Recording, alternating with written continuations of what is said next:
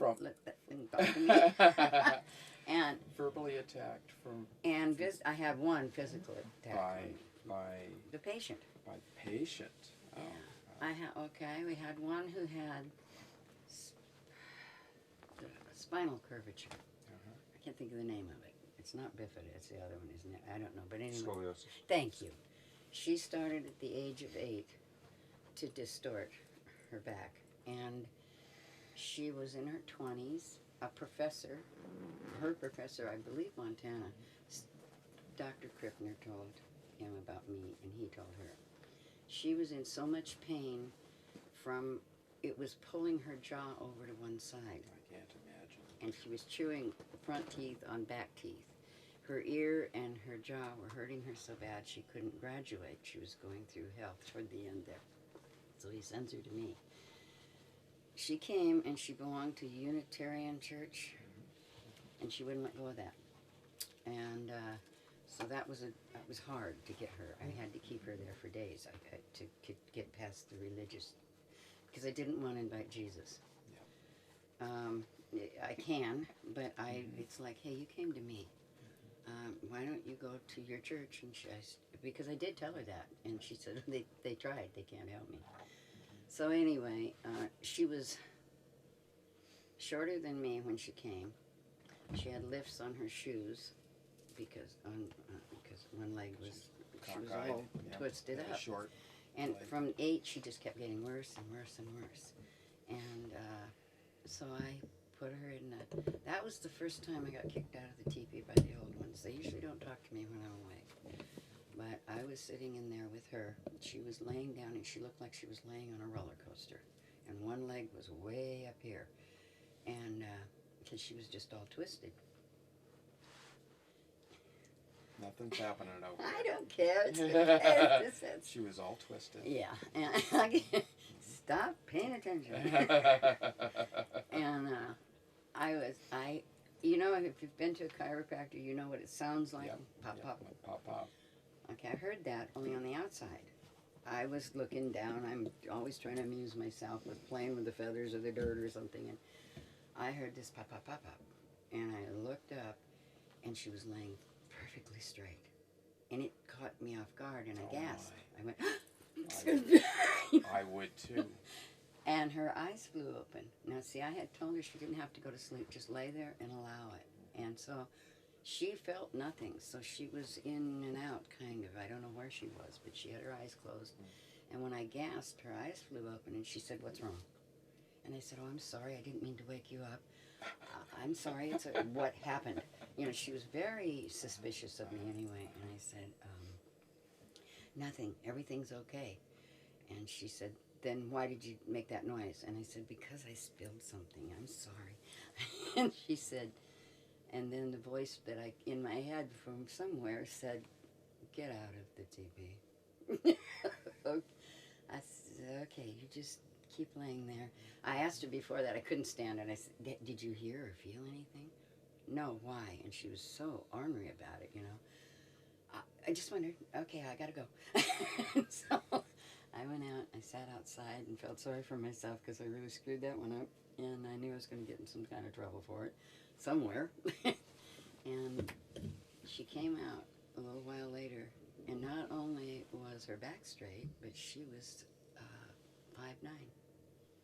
Incredible. And beautiful. She didn't look beautiful when she came. She was really pathetic, all twisted, and her face was distorted. And she stood there, and she realized something was different. She saw the lodge was, the sweat lodge there was lower and stuff, and she kept looking around. And, of course, she was barefoot, and she went into the house. The girls came out, of course, my daughters, and they were all crying and laughing and dancing and all kinds of stuff, and they took her inside to see herself. And that was a big mistake. She went into the bathroom and looked in the mirror and snapped and came out, and I was standing in the hall, coming down the hall as she came out of the bathroom, and she stopped me a ways away, probably as far as you are, and she said, you're working with the devil." Oh, my. And it hit me wrong because she was very angry. She said, you've destroyed me. I can't go in public like this. And I thought, what in the hell did she see in that mirror? You know, and she showed me her teeth. These teeth had been worn. God, and she could stick her finger. They were. In her jaw. So these teeth were way down, and these teeth were way down. And she said, I can stick my finger in there. I can't. You've made me ugly. I can't go in public. And I wanted to say, you should have seen yourself when you came. Oh my goodness. But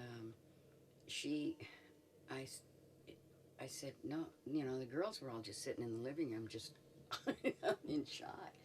And I said, I'm sorry, but you're wrong. As far as I know, that old devil doesn't heal anybody.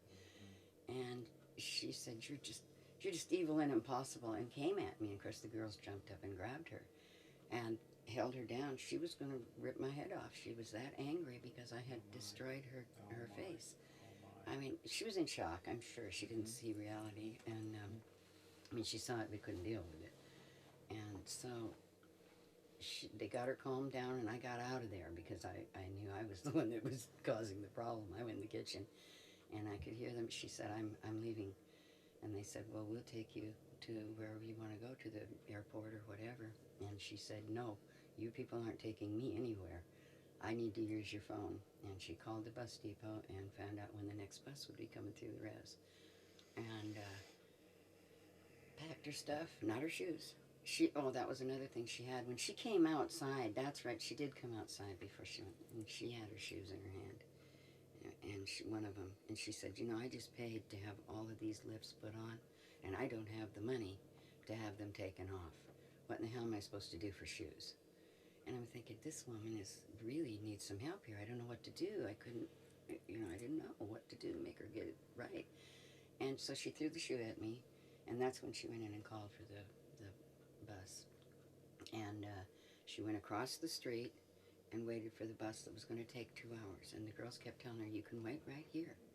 No, I don't want anything to do with you people. So she sat outside on her suitcases across the street where the store, we lived in the only town there is in Shears. There's a store and a post office. So she's sitting out there, and all of the Indians are coming to check their mail, and this funny lady with no shoes, is sitting out there, and a pile of shoes are in our house. My daughter came out, one of my daughters came out to bring her a sandwich and something to drink. And she started screaming the minute she started across the road. You she-devil, you get away from me, you all are evil. And they didn't know what to do. They turned around and came back in because she was making such a scene out there. And she got on a bus, and we never saw her again. My, oh my. I suppose she put it back. I mean, I would imagine she went back to her former state? I would think. I mean, she created it from the age of 8 for some reason, obviously, because it got fixed anyway. And I don't know if she unfixed it or not, but that was that was the last I saw of her, and I have never heard anything. So that's an amazing but story. that's not rare. For people to come out upset and angry. They don't want to be Yeah, healed. they're not. I mean, that was obviously her claim to fame. I don't know. Do you want me to take that completely out of here? To me, it's, she had absolutely cockeyed view of things. Yeah. She should have been, crying with joy that her... I know. I mean, most people would expect normality that. had But been see, that's not always the way it... Yeah. Is that comfortable? It's not always the way that it works. No. A lot of people are very, very discouraged when they're angry. A lot of them, I don't know. I know there are some that's their claim to fame. And you take that away. So I have to be really careful now that I'm wiser. What do you think was her intention in coming to you in the first place? Okay, that was something I've already learned to ask if it's okay if they get well. She came to get rid of the pain in her ear and her jaw. And I said, is it okay if the rest of you gets well? Oh, that'll never happen. The doctors can't do it. Nobody can do that. And I said, well, is it all right with you? Because sometimes these things happen and I have no control. I try to just do the pain and because some people really don't want it fixed. She didn't think, she said, it's fine with me. It's not going to happen anyway. And then when it did, she just went off the edge. She wasn't. I have have no idea really what happened after that. ready for that at all. But we had strange things happen when we were in the teepee. She and I were in there talking, and she looks up and gets really freaked out. And there, on the inside of the teepee, it was like a drawing of the Bible. It said Holy Bible. You could see the pages. It was like somebody took a pen or something and drew it on the inside of the teepee. Interesting. And we got up and we looked outside. We looked inside, and it was like pencil. Huh. But it happened while we were sitting there. She looked up and she said, "Oh my God!" And it was there. it was there, and then it went away later. But these signs kept coming, and to calm her down, I guess, because she was so kind of crazy about this Jesus thing. And she kept wanting. That was when we were discussing how I felt about him and stuff. And I said, he's a good brother, and it's okay. If you want him with you, you ask him to come. I used to invite him for the Christians. I don't do that anymore. If they don't want to go with where I am, then they can go to their church. They can go to the church. Yeah. Because I just can't cater to that. So, but you said earlier that this kind of thing started at what age? I don't even remember never happening. So it was natural. I mean the healing part that I don't you would remember. just Never. go see grandma. Yeah, just right? go. I would just be there, and but I was really drawn to go help those people. Okay. I wanted to go help, like the swamp witch. They said the lady had a broken leg, and she wouldn't let anybody near her, and nobody was fixing food for her, and all of this. So as a child, it's like, oh, I want to go help her. Yeah, So it was more of a compassion than a child's healing. pure Yeah. heart and love, right? Right. And they were going to say she was, the girl's mother that said, let the old witch die if that's what she wants. She won't let anybody come and bring her food or come near her or anything. So that bothered me. I don't want her, no, I'll bring her some food. So, And was that on the reservation? no, that was in Louisiana, I think. Okay. Maybe, I don't know, it's one of the southern states. I was too young to know. A lot of this traveling and the stories are a lot of 8 and 10 year old, between 8 and 10, somewhere in there, 11, I don't know. Just kid. Never thought about it. But you had that impulse to help people. Yeah. Yeah. I did. And you still do. Yeah. This is the But I can't unless they want me to. right. But those kind of things, that was not a healing. I went to help her. And I helped her with the bandage on her leg and things like that. And that was all I was doing. I wasn't doing any or anything. What was she suffering from? A broken leg. A broken leg. Yeah, it was broken down here somewhere. Oh, her whole leg was, her whole foot and everything. She was black. I think she was. But I was in Cajun country, and I didn't know what she was. I was a baby, kind of know. And all my dad said, I didn't like Cajuns very well. I really didn't care for the men. The Cajun men were kind of weird to me. I mean, that's my memory of an 8 or 10-year-old child. And I asked what a Cajun was, and my dad said, well, they're just a tribe.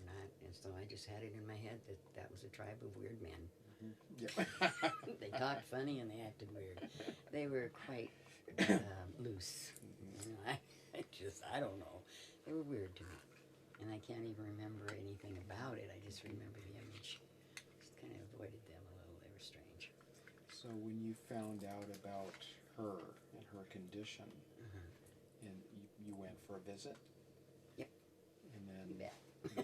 and then what happened there? Oh, you didn't read the story. What's No, I the matter didn't. with you? I deliberately did not read the story. Well, there's a But I lot. will tomorrow. So. Okay. If you wouldn't mind relating it. I guess not. Yeah. But, no, I had 2 little girlfriends, little Cajun gals that I played with, and they said that, and they didn't want to be related to her. That really bothered me. They kept saying that they say she's a relative, but we don't believe it. Yeah. And my mom doesn't believe it either. And so they said that this old lady had a broken leg, and their mother said that they were just going to let her die because she didn't want anybody to help her and she wouldn't go to a doctor. so I said, well, can we take her? Can we go take her something to eat? And their mother came out. And they went in and asked their mom, can we show her, show Fawn where to go and help this lady? And the mother came out and said, no. No, she said, honey, you're too sweet. She'll chew you up and spit you out. And I didn't know what the hell that meant. I really didn't know what that meant at all. Okay, I said, but she needs help. And so the girls weren't allowed to go there. So they couldn't show me where she lived. And so I asked their mother if they could just show me where she lived and I would go there. And she said yes. So we went over to my house. And, I look back and I think the things I said to my mother and the things she just accepted. I said, this old lady's hurt. We want to take her a sandwich because she can't cook and she can't walk right now. And so can we make her a lunch? And my mom said, yeah. And then she asked, who is it? And I said, she's the old swamp witch nobody likes. And I don't remember how it was exactly, but I said, we said the other two girls that were there couldn't go because she bit heads off chickens and drank their blood and she ate little kids. And so they were allowed to go there. And my mother said, okay, dear, make her a sandwich. Keep her happy. Yeah. I mean, she just like, oh, this kid stuff, She didn't think anything of someone drinking chicken blood. Right. And I didn't either. It was okay. As a kid, you just don't know why they do that, but it's okay. But we made her lunch, and they took me down to the driveway, and she lived behind this man they called Grandpa Joe. And he wasn't anybody's grandpa. They just called him that. He looked like a Cajun, but he didn't talk like one. That's all I remember. But as I started up the driveway, the goats jumped up on I remember that. The goats jumped up to see who was coming on top of their roof. And he came out with a rifle. He's pointing the rifle at us. And they said, he's not going to shoot you. He can't see very good. So he uses the scope to see who's coming. I said, okay. And they had to stop there. They couldn't go past the driveway. So I went up the driveway with this gun on me all the way. It didn't even bother me. And because they said he wasn't going to shoot me. And when I got there, he put the gun down, and I said, I came to bring some lunch for Beulah. Can you show me where to go? Because the girl said, you have to go behind his house and go down a path. And he said, well, if it ain't Little Miss Red Riding Hood. Now, I had no idea what that meant then. I said, no, I'm fine. And I had lunch for Beulah. And he says, you got to break your leg around here to get free lunch, huh? I mean, he was just an obnoxious old man. So he told me where to go, and I went by myself. And it was a boardwalk out into the swamp. And scary swamp. I'm not afraid of swamps. I like them. But that one was real eerie. There was something about it. I don't know what it was, but I had a little basket of goodies, and and I got there, and I noticed one thing about it. Her house was on stilts in the swamp, and it was just one little room, real small, about twice the size of this area, and there was a blanket on the door like reservation, so I felt pretty good when I got there. That was something familiar, and so I know you don't ever knock on a blanket door. You call out. And so I called out, and I said, Miss Beulah, because that's what they called her. And I said, I brought you so much. And there was silence. And I called out again. And finally I said something like, well, if you're going to be rude and not come to the door, I'll just leave it here and go. And I went back to old Joe's, and I came back, and he said, I think she's dead. He says, oh, she's too mean to die. She's not dead. Yeah, I think she's dead. And so he said, well, let's go see. And he gets his gun, and I wondered, why you gotta bring your gun, what's she? And he said, oh, he called her he called her awful names, but mostly Old Hag. Old Hag. And when he got to the door, he wasn't nice. He hollered, Beulah, you old hag, are you in there? And he took his gun and opened the curtain and went in, and I could hear her talking to him. But the basket was gone when I got there, by the way. It was in the house. And so then he called me in, and there she was, a little bitty old black lady with one white eye. Didn't work. And she had they said that old Grandpa Joe and the kid across the swamp that was tetched. He was a full-grown man, but he was a kid. And Grandpa Joe told me, "You stay away from him. He's tetched." That's what I didn't know what tetched was. My grandma said it, but I knew it was bad. So they set her leg, and they put these two boards on each side, and then wrapped dirty old rag around it, and there she was with her leg propped up like that. And these old splintery boards. Oh, I was not very old, but I knew that was not a good thing. You know, she's going to get slivers in her leg. And my God, her toenails were so long on both feet. And I asked her why. You know, kids are so, why are your toenails so long? She said, because I can't reach them anymore and nobody cares about an old lady's toenails. And I said, well, I do. And she stopped and stared at me like I was some kind of freak. I said, well, I do. And she said, why? And I said, well, because you're an elder and that makes you special and I have to care about you. she said it was strange. You're a strange child. And then I said to Joe, we got to help her cut her toenails. And so he started going through her stuff looking for scissors, and he came up with a pair of pinking shears. That won't do. I'm breaking orders to these old people. That won't do. You have to find another pair. So he finally found a pair, and I got her toenails cut. They were hard. And then I made him take those boards off her leg and wrap an old sheet around them so that the splinters weren't on her leg anymore. And she had a poultice. I could just see it was all purple. She had a poultice tied on it. And so we took that off, and I helped her wash her leg all off and put the splints back on. And you know, just be nice. And went away. And I came back the next day with something more for her to eat, and I brought lunch for him too, because I knew he really wanted to do that. And I set the table, and I put flowers on it, and I put all their lunch out there. I was a funny little child. And when I got there, she was sitting on the front porch on a chair, and she didn't have the boards on her leg. And he wanted to know what the heck was going on, and then he said, well, it probably wasn't broken anyway. And she said, she called him an old fool, if I remember. And she told him, you're the one that said it. You know damn well it was broken. And so she didn't need the splint anymore. She was walking on her leg. And what she said was, that child is a prayer.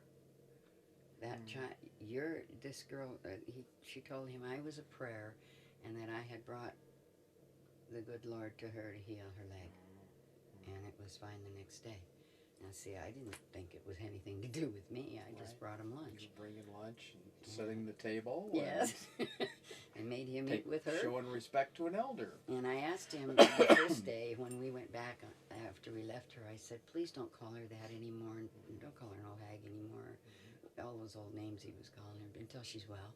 And it was so cute because he's sitting at the table feeling very uncomfortable with this nice setting with flowers, and he's got to act right, you know. And he said, finally she said something to him that set him off. It's in the story, but I can't always remember till I'm really concentrating. And he turns to me like I'm some kind of authority and says, can I call her that again? Now she's better.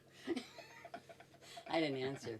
In fact, I didn't answer. I just turned to her and I said, hey, when did you eat Grandpa Joe's wife? Because I said, you got a wife? And he says, no, old Beulah ate her. Yeah. Old Beulah ate her, is what he said. And he told me not to go back there because she eats kids for breakfast. And I said, got to take her something to eat, you know. And I just went on. So that was, she was better. So what was her answer to your question? She said, is that, he tell you that? When that old fool never did have a wife. Nobody'd have him. Yeah. And then everybody laughed, and it was okay, and I went on my way. And I left him for lunch together. That's funny. And I went back and painted her toenails for her and cleaned her house. Well, I cleaned her house the first day before I left. I made Joe sweep the floor. Little dictator, I guess. You do this, yes, you do that. Yep. And I was amazed because she had her sink just drained straight out through the floor into the swamp, you know. And she only had an old bar of brown soap that I used to wash the dishes. I mean, she didn't have hardly anything. But she was happy. That's a great story, though. How old were you then? Do you have any I idea? don't. I'd say 8, anywhere 10? between 8 to 10. I Okay. don't know. I was, we moved so much, and my life was so chaotic. I couldn't even tell you how many millions of schools I've been through. Not really millions, but it seems that way. I don't know. Is that one of your first experiences as a healer? I don't know. I mean, that stuff. I never thought I had anything to do with any of it. I made her feel better. Yeah. You know, like I was. That's what they always said. You make everybody feel better. And so I didn't. I knew Jesus, the Lord, or whoever that was. I think she said the Lord. And the Lord came and did it. I did not do that. Yeah. I just made her feel better. I took the splinters off her leg and all that stuff, you know. So I don't know. It happened every time there was something wrong with somebody. Yeah. And when I came back, my dad said, "Well, did she give you some chicken blood to drink?" And I thought about it. And I said, she doesn't have any chickens anywhere around there. They got goats, but there's no chickens. And he said, well, that's because she bit all their heads off. Yep. They thought it was kind of funny. Voodoo priestess or something. Yeah. Now, how many mothers would let a kid go visit somebody in a swamp that when you said, well, she drinks chicken blood, that's why nobody goes there? Yeah. I mean, my mom was like, okay, fine. Yeah, she'll be fine. You couldn't stop me. You could not. I mean, the second day I wanted to take her some lunch, and my mom knew if she said no, I would go into this drama of her starving to death, and I will go without eating so she can have my share and all. So rather avoiding that, she just let her go. I was very determined that I was going to help somebody, and that was hardly any way to Don't get stop in me. my way. I'm taking care of someone here. Yes, I'd have been just a real mess, you know. And so my grandma let me go. I mean, my mom or my grandma, either one let me go. Yeah, she fell asleep while we were cleaning her house, and that was when the magic happens, when people just go out. They go fall asleep. They just seem to go, and they don't remember anything, they don't dream. Occasionally someone says, someone came and talked to me and told me such and such to follow up. Like in a dream or something. That's rare. Usually they don't remember anything, they just wake up and everything's over. And they're shocked. So she fell asleep while you were Joe helped her. ministering We to helped her her? to the bed. She was tired, and she blamed the tea. And I don't know what it was. She said the tea was making her sleepy. Yeah. That's what I said. That's what it's supposed to do. And when I left her, she was asleep when I left. She woke up once. She sat up and she looked, and she said, "Just wanted to be sure you weren't a dream." And I went back to sleep. So. Marvelous. Yeah, as far as I was concerned, I played no role. I just was helpful. I didn't know I had a power to connect. For That's some all I reason, do. you got there the next day and a broken leg was healed. That's right. Yeah. And I knew I helped because I made her feel better. And I guess I was the prayer that brought. I went back and asked a lot of questions about how can a person be a prayer. I didn't understand what she was saying, and I never really got it clear. So. Are you recording? Good morning. Good morning. Good morning. Neil, go. Go. Hey, the little one's coming in. The wildcat. You need to push the hold button on that. So, Belinda, is breakfast coming? Is that what's happening? Oh, is it breakfast? Okay. Please let us know. Okay. Okay.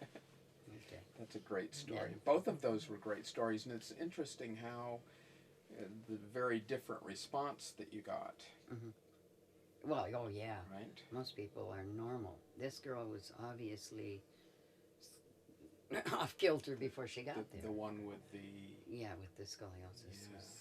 Yeah. That became my sense, not knowing anything, but it became her new normal. She didn't know what normal was. Right. So she was so used to that all Yeah. of a sudden to go back to something else, the normal was really an aberration to what her normal was.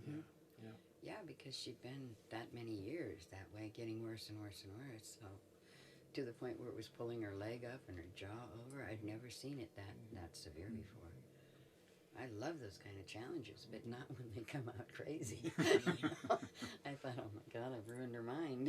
I don't know what to do. Well, one thing, when she threw her shoe at me, the reason she threw her shoe at me was because I said, I was almost crying. I was so freaked out. This woman was screaming at me for ruining her and making her ugly. She kept saying, "You've made me ugly," and I was so adrenaline and all. And I said, "Well, go back in, and I'll see if they'll put you back the way you came." And that's when she threw her shoe at me and said, "You're just impossible." So she didn't want to return when she had that option. She didn't want to consider it. She just went back in the house. Yep. So. I think it was you that was impossible there. Yeah. Well, I tried. I tried to make her ugly again, but she wouldn't have any part of it. So I just have a sense that she slowly pulled herself back into. I said, well, and I told her as well as the girls told her, you can go to a dentist and have your teeth fixed. And they could put caps or do something. And she said, I don't have the money for that. Okay. Yep. So get back in there. Yeah, but that was quite fixable. Yeah. And maybe she fixed it and got used to it. I don't know, but she sure was pretty after she got straight. She really was. And you would never have known it with her face distorted like that. So, at what point did self-consciousness about maybe there's something about me that has an effect happen? Did that occur much later? Or? Oh yeah, it was real old. Okay. I don't know. It just Like came in your gradually. 40s, you said. Yeah, that's when I began my training to New Age. That darn New Age sweep came through, and they just flocked to me, and told me they were all full of knowledge. New Agers that came. They were educated people that had found a new direction, and they were learning a lot of nonsense with a lot of reality about how you heal yourself and so on. And they were telling me you need to learn how to use these powers. So I began studying to use these powers. I had been studying and not knowing it. The elders did send me out into the wilderness and to different tasks to do, and I didn't know it had anything to do with developing me. I thought it just developed you as a human being, as an Indian, and to learn the ways of the world in the forest and so on. So I don't know, it's just a natural thing I was born with. I really don't have any, I don't know. Could you talk a little bit more about your elders and some of the tasks that they did give you? Those are in the book. Those are in the book.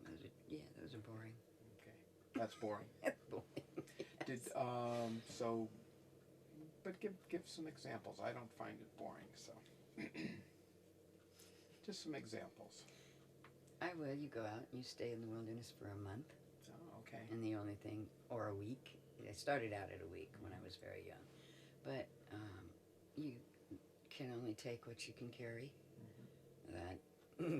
That was a mighty.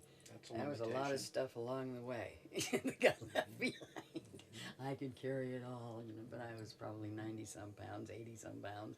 I didn't carry as much as I thought I could. There was an awful lot left along the trail as I went in, but you had to go to a certain place and stay there for a certain amount of time, and stuff just happened. You weren't going there to look for anything to happen, but something always did happen, And, a bear, whatever, big cats. But I don't know. I lived in the wilderness, and I went into it to learn a lot of things. They put me for 1 year in a cabin in a remote place, very remote, for 1 year. No mirrors, no communication outside, nothing, just me and the forest. That was probably I was older then. That was hard. Very, very difficult.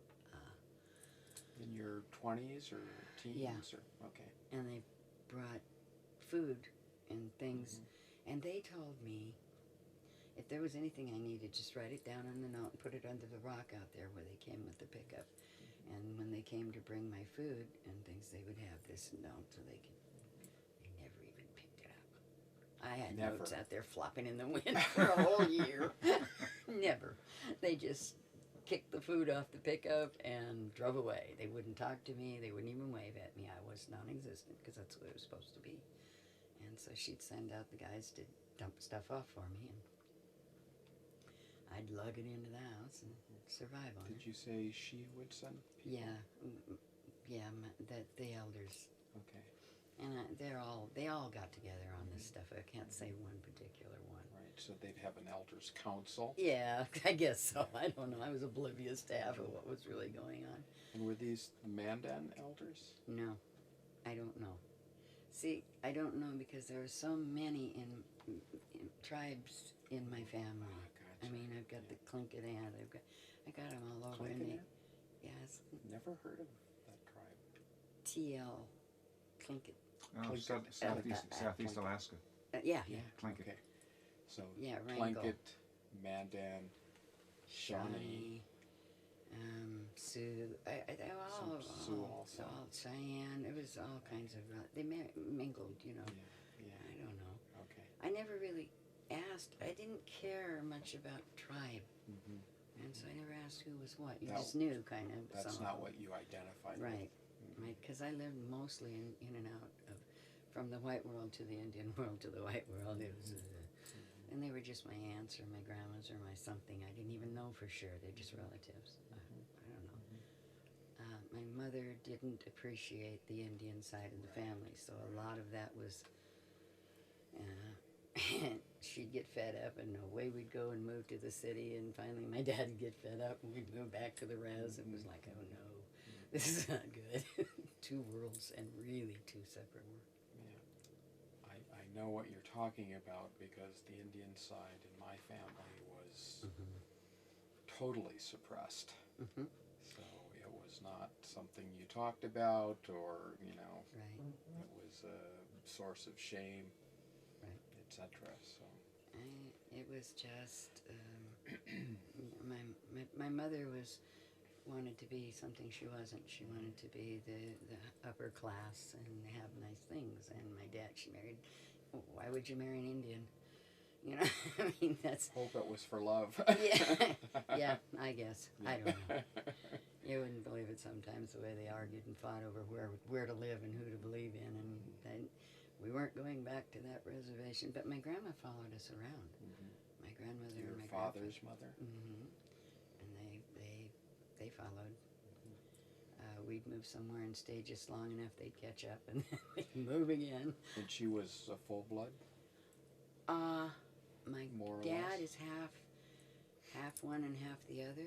Okay, half Shawnee, half Mandan. Yeah. And so he was only registered as a half. I couldn't understand our government. Yeah. They're phasing us out. He's registered. You can only be registered with one tribe. So he was a half-breed, Okay. and I was a quarter, even though I'm a half. So it's it's the government decides who you The are. and what accounting you are. system there. Yeah. So, But I don't like talking about that part. sure. But so let's get back to the cabin, though. That must have been an extraordinary experience. It was the same as life, except there wasn't anybody there. Yeah. I mean, nothing else much changed. But You know. for a young woman to be in that kind of solitude, Didn't matter. it seemed natural to you. Yeah. I don't know. It was something we all did, and it was. And I'd already done the week and the month and different things. The one full moon, you don't come back till 30 The days. next one, yeah. Things like that. They come and pick you up then. They won't come before that. You're stuck in the wilderness. Did they indicate in any way a purpose to it, or Well, it was? yeah, that was your training. Okay. I mean, as you grew to become a whole human A being. human being, yeah. You know. Wasn't training to Not be for an Indian medicine. doctor. No. It was training to become Right. an adult. Yeah. So did you? Did they bring you food, or did you have to? Yeah, once they kicked off care. a quarter of a deer. I had to lug it in and skin it. Dump the deer, They and just cut off the there you hind go. leg and dumped it off. Well, that was fun. Here's That your brought steak for the everybody week. around. Bears, coyotes, you name Yep. it. They were smelling this hanging out there on the Uh-huh. porch. But yeah, they brought me food and stuff and just left it. I had to go lug it in. Yeah, it was fun. It was okay. I mean, it Yeah. wasn't fun. It was just something I did. Did you have a well or No, drink I out had a of the stream. out of the stream? In those days, you could drink out of the streams. Yeah. It was all safe. Everything Yeah. was natural in the woods, you know. But, How would you spend your days? Would you? if you've ever lived in the wilderness, you know that you're busy. You've got to wash clothes. You've got to It's lug true. firewood. Yep. You've got. That's how you spend your days. It's a just- very full day. Yeah. Just taking care Mhm. of your basics. Yeah. Mm. And talking to the animals and the birds and the things that are around, you know. Mhm. So yeah, wandering around the woods looking for treasures. Mhm. There's not too many treasures in the forest. A lot of rocks, Yeah. a lot of trees. Did you have a sense while you were there of communing with spirit, or I it don't was know. just was there any sense of the I was a part of everything. I knew I Right. was related to the trees and I mean, I was amongst all my relatives. That's all Mhm. I don't know. your four-leggeds and two-leggeds? And the trees Mhm. and the bushes and all the things that are alive. I don't remember. I don't know. It was just, my life is so busy with so many experiences that some of them are just lost in the memory somewhere. And during that time, was that time, that was long before you really had a sense of yourself as a healer. Yeah, that started in my 40s. Yeah. What was your sense of yourself in terms of, who you were and what you wanted to do, I was a mother. your dreams? Pardon? I was a mother. Okay. That was So you were raising little ones, yes, and this I was tried to be normal in that period for their sake, you know. Yeah. But we weren't. We lived on the res, and they were raised with powwows and different things. So they were more Indian than I was. So they're what, your kids? Yeah. Yes. I mean, they follow because they didn't have a mother disagreeing with it like I did. Right. It was a natural thing It was okay. for them. So there was ceremonial happenings Oh, yes. going on A all lot. the time, Yeah, right? but not connected to healing. Ah. So Interesting. I mean, I did it, but it was just I would just doctor them like a mother would doctor them for their fever or whatever, and then it was fine. So I don't know. But I don't know. That part of my life that's Kind of blurry. yeah, that's not me. Well, that was Yeah.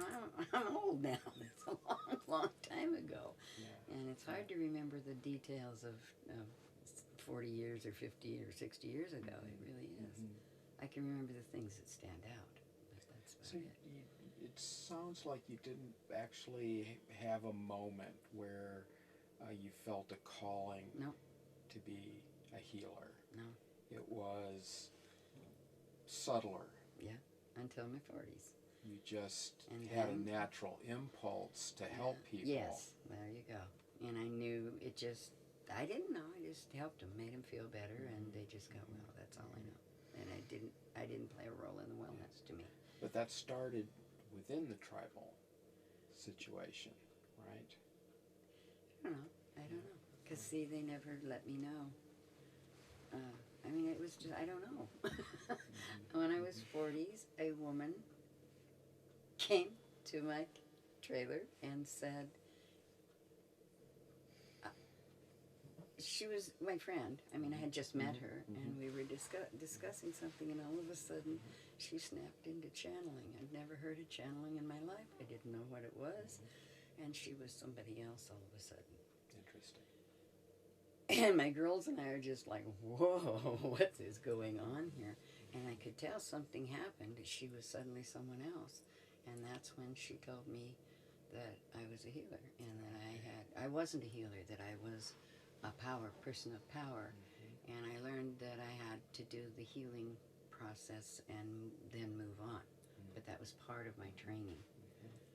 And so I was trained by spirits through her for a long time, years. She would come in. I didn't know this woman anymore. I just knew who came through her. And when she would come to visit me, she felt very out of place at first and didn't know me very well because she was always blanked out somewhere and somebody else took over. Yep. Oh, that was weird. Who are you? Yes. Where am I? Yeah, basically. And that's when all the craziness started in our life, you know, all the unusual experiences and interaction between the worlds and stuff. So that was in your 40s, And on up. and where were you living then? Arizona. Arizona. Mm-hmm. And was that tribal situation or Nope, not? no, You're no, out in the I'm not world tribal. now, Yeah. being a mom, and okay. Yeah, my Okay. kids were grown. They waited till my kids were grown. That was the agreement. I would learn about the world until my life was complete there, and then I went into the next one. So that So life that's is really the the past. demarcation point. Yeah. And then, so could you tell us more about that experience, that transformation in your life, and some of the things that would happen when she would come by? Oh Lord, they put you in the funny farm for that kind That's of thing. okay. Okay. I know, but I'm serious. That's I was very paranoid then because I was afraid of the society's judgment on being crazy, Right. and so the spirits worked with me, and there were three main ones that would come through her all the time, and they would work with me to overcome my fears, not make them go away, but for instance, never administer. Never give them anything to eat or drink, and don't touch them, don't do anything that they could say in court you did, you know, or they could accuse me of being anything. I just said a prayer, and that's all I can do for you. And fed them certain foods or whatever. I don't know. We went through different stages of development there. And I wouldn't want to go back and do it again. It was a lot of fun then because I was totally oblivious to what was really going on. But I don't know. It just. So the spirits would instruct you in terms of how to go about using your talents? Right. Okay. The very first incident was when Dennis, his Indian name is Brings Strong Winds, but Dead Grass is the family name we call him. It's a personal thing. And because when he was born, he's a half-breed, so when he was born, his hair was the color of dead grass. And it got stuck on him, and it hasn't left. He'd like to get rid of it, but that's what I know him as. So he came, I had the woman who channeled got cancer again. And she'd had it before. In fact, she'd had it twice before. And she had had the lower half of both of her breasts removed. And so there was only a half a breast on both of them. And now she had it again, and I don't remember where she had it that time that she came. But anyway, she'd been diagnosed, and she came out because the spirits made her come out. Oh, it was the craziest time. Just stuff kept happening because they wanted it to. And so I told him, I don't know what to do.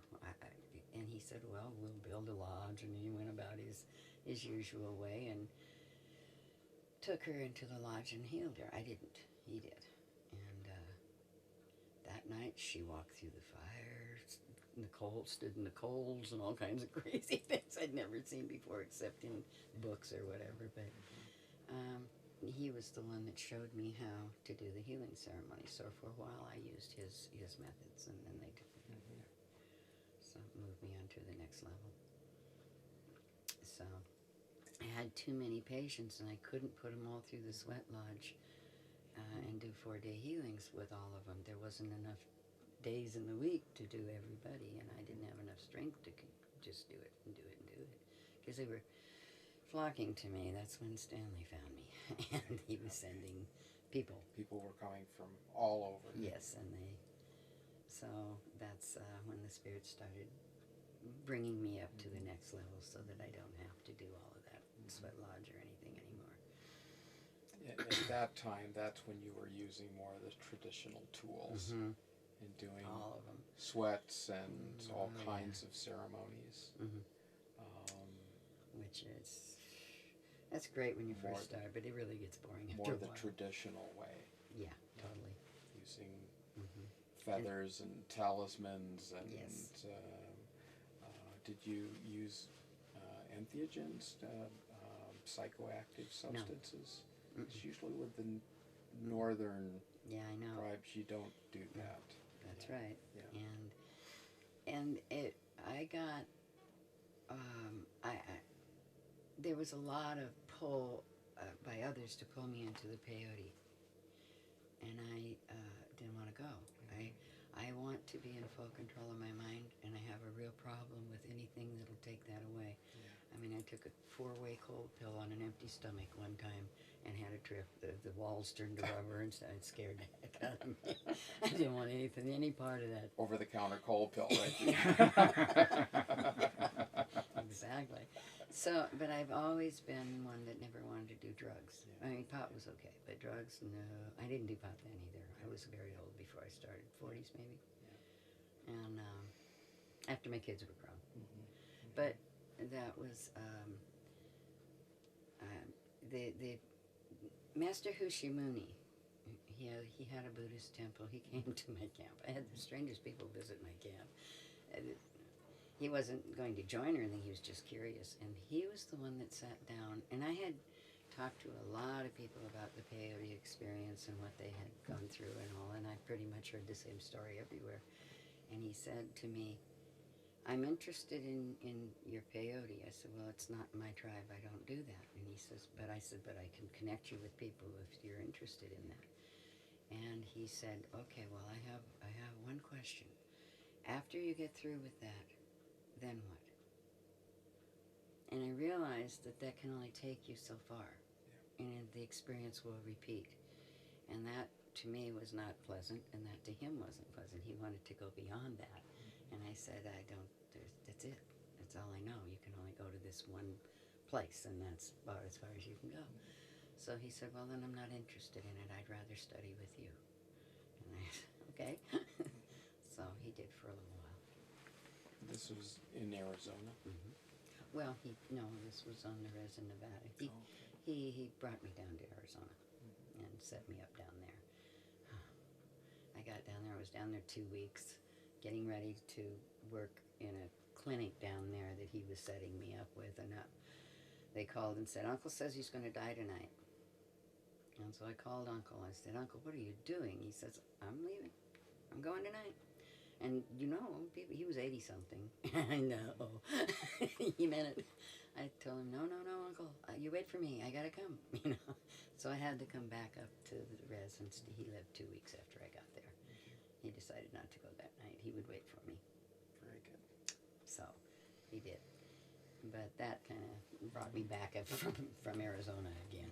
It was too hot anyway. Did people continue to flock to you? It'd be a little more difficult in terms of access if you were on the res, right?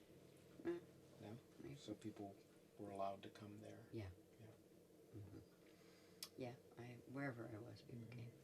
The Indians didn't care for it too much because it was mostly white people who came, and they really didn't appreciate that, but that's life. How many people, when you say flock? Oh, come on. Hundreds? I don't know. Forever. People. Just a line, endless line of people. And Stanley was referring some of them. He sent me a lot of nurses. Students studying to be nurses, and they were probably, out of all the people, I appreciated them the most. They were interested in the psychology of working with the emotional part of it and stuff, so they were a lot of fun. But then I moved so much, it was hard for anyone to stay with me very long. I don't know why I moved, just things happened. So It sounds like that was happening from a pretty early age. Right? Damn gypsy. You were in motion. Yes, I was born a gypsy. Yeah. One of your similarities with Stan. Yeah. Do you think, Okay. you think maybe that could have been so that people wouldn't get attached to you? No, it was my personal life. Usually situations like, like a divorce and I had to sell the land and divide the money and go. Yeah. Things like that. Divorces have a way of Yes. changing things, don't they? Yes. Yeah. It was just different things like that. It was always personal. You referred a little while back to that was the time when this transition started to occur. Can you talk a little bit about that transformation from the more traditional tribal approach with all the bells and whistles to this truly subtle approach that you seem to use?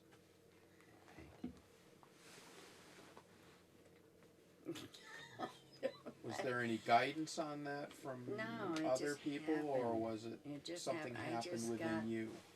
I just didn't want to do the dance anymore. I was so, Okay. you get burned out on things. Sure. And they said, you don't have to. Yeah. I'm like, well, why have I been doing this? Because I had to, for my brain to accept the fact that these power things were going to help me. I didn't have any idea or any sense of what I could or couldn't do. Now I do it with my mind only. Right. Yeah. Right. So you didn't need the feather. You didn't need the I thought I did, and sweat. You didn't need these things right. that require a lot of. And the spirits had a effort. ball, because I was fun. You could always count on me being great fun, because my sense of humor always came into it, no matter what happened, no matter how bizarre it was. And they played with me a lot. They brought a lot to me that I didn't have to experience. It was just for their benefit, I think. I don't know. Maybe it was for mine, but it seemed like an awful lot. It was crazy. It just got too crazy. I was living in such a strange world that I had no time to be in the other world at all. I mean, in the regular world, And I don't know. I just got burnt out on being. I couldn't go to work. I had no income, and it was very, very difficult. Believe me, it just during that training period, I didn't want to do it anymore. Yeah. So we switched over to what I do now. And how did that change? It changed obviously your approach to your work. Oh, definitely. Were there other changes that you noticed? Did for example, did people stop coming to you because No. you weren't doing the show? No. Okay. They stopped. The students stopped coming. There's no fun in that. There was nothing I could teach them. There's Okay. nothing I could show them except wellness. And I don't know. I just got so burned out on the healing and so tired of being constantly every day with somebody that's broken. They're so depressed and so, and I changed it all, but it still was my life was dealing with that all the time. And I don't know. I don't know. I just got tired of sick people. And the fact that you never saw them again. They would come in, you would give them back their life, and they never made a donation. Most of the time, we were really struggling. And so the spirits, when I would get fed up and tell them, this is it, we can't do that, we've got to go to work, we've got to earn a living, they would start making things happen so we didn't have to. It would keep me longer. I'm living out in the dang desert, and we had no electricity, and it was miserable, it was horrible, but I was doing it. But then when I found out that that was not really my purpose, it's like, well, why am I doing this? I don't want a medicine camp anymore. So, but then I found that going into the next phase of where I am now was just as difficult as going into the other one, because I had to believe that I could transport people to another dimension. I had to believe in a lot of bizarre things that I knew I could, but there we are again with the crazy lady trying to convince you she can do this. Y'all sit down now, we're going somewhere else. But it never failed. Every time, well, like the Sweat Lodge, we would open this fire keeper, the fire tender, must stay outside or inside with the flap open, or stuff happens. They are your ground. I didn't know that until they told me to have the fire keeper come in and close the door. From there, it was a whole new experience, because they keep you grounded in this dimension. And inside there, you're in another dimension, but you aren't outside. When they come in, the whole works goes. I didn't know that. I didn't either. I knew that the fire keepers are very, very important to the ceremony. Well, whenever they would tell me to break the traditional way and do a certain other thing, like bring their fire keeper in and close the flap. They sit right in front of the door, but they closed the door. Whenever we opened the door, we weren't where we were. There was a whole other place out there, a bunch of Indian people and strange different things. Physical environment. And I'd say, close the flap, because I don't know what to do. I didn't have any idea. I thought if somebody went out there, what would happen? And And so I was very careful with other people's lives, and I would just tell them, close the door. We aren't bringing any more stones in. We're just going to finish right here with what we've got and things like that. But as long as the firekeeper was out there, everything was normal. When we opened the flap, they opened it and they were there. But the first time was when everybody disappeared, except the lady next to me in that lodge. I mean, in the sweat lodge? yes, Dr. Merlin was there. Okay. Poor Dr. Merlin was there. There was a security guard lady. There was my two daughters, a bank executive. Maybe even Bindi. I'm not really sure. But it was quite interesting because they said, it was the spirits again. They said, we want you to hold a ceremony and begin when the sun is straight up.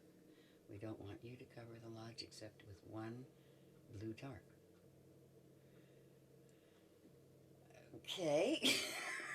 This is different. Those were the instructions you were getting. Yes. You are not to do heat in the tarp. They were very careful not to make it hot, just steam. We don't want any extreme heat. It's not a sweat ceremony. It's a different ceremony. Okay. So she said only the women that are working your camp should be.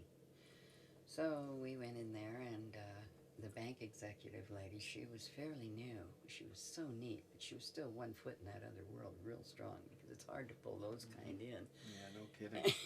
So I had her assist me with, I can't keep track of my rattles and my drums and my whatnot. They're all in the dirt and everything, you know, and so I always had to have an assistant to help me keep my feathers out of the mud and stuff. So I asked her to assist me. She'd been several times with us, you know. She was living there with us. So I did, and they said, bring the firekeeper in and close the door. Well, everybody was in, and you know what it's like under a blue tarp. It's like being outside with a blue tent. You can see the willows, and you better turn that off because here she comes with the food.